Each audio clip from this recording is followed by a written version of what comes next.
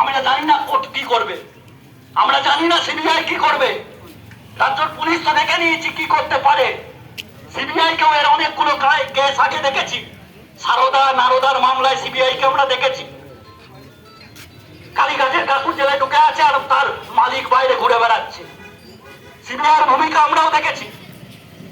কিন্তু মানুষের এই আন্দোলন, আমরা যারা আজকের প্রজন্মের ছেলে মেয়ে, জনগণের এই মুভমেন্ট আমরা কোনোদিন দেখিনি অতীতে।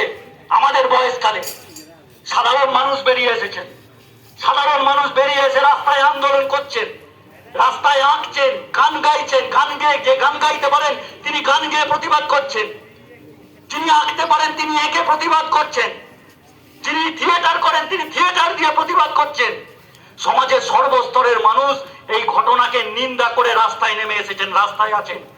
তাই এই মুখ্যমন্ত্রীর ভূমিকার যদি সঠিক বিচার করতে হয়, শাস্তি দিতে হয়, এর এই ঘটনায় যারা দোষী সকলকে যদি শাস্তি দিতে হয়, তাহলে কোর্টকে যদি সঠিক পথে পরিচালিত করতে হয়, সিবিআই কে যদি সঠিক পথে পরিচালিত করতে হয়, মানুষের আন্দোলন আরো বৃদ্ধি করতে হবে, মানুষের আন্দোলন আরো বাড়াতে হবে।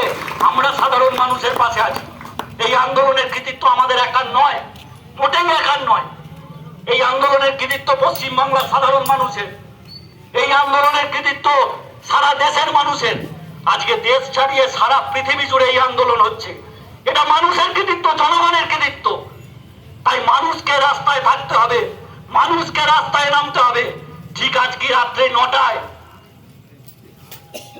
অনেকগুলো সংগঠন তারা ডাক দিয়েছে যে রাত্রি 9টার সময় আলো বন্ধ রাখুন বাড়ির, 9 মিনিট নিস্তব্ধ হয়ে প্রতিবাদ জানান। আর এই প্রতিবাদের পর আমরা আরো বড় লড়াইয়ে যেতে চাই, সাধারণ মানুষের লড়াই, জনগণের লড়াই। জনগণের লড়াইকে আরো বৃদ্ধি করতে হবে। আমাদের কথা যারা শুনছেন তাদের কাছে আবেদন, এই লড়াইকে বাড়িয়ে নিয়ে চলুন। সিবিআই কে সঠিক পথে যেতে বাধ্য করুন, কোর্টকে সঠিক পথে যেতে বাধ্য করুন। মানুষের আন্দোলন গড়ে তুলুন, বিপ্লব দীর্ঘজীবী হোক। বন্ধুগণ, আন্দোলন এখানে থেমে থাকবে না। বামপন্থীরা শেষ দেখে লড়াইয়ের শেষ দেখতে চায়। রাস্তায় নেমেছি, এর শেষ দেখবো আমরা। কালকেই আন্দোলন শেষ হয়ে যাবে না। সুতরাং ধারাবাহিকভাবে সাধারণ মানুষকে রাস্তায় নামানোর জন্য আমাদের উদ্যোগ গ্রহণ করতে হবে। প্রতিটা গ্রামে সব খেটে খাওয়া মানুষ, মধ্যবিত্ত মানুষ, তাদের কাছে এই প্রতিবাদের স্বর আরো তীব্র করতে হবে।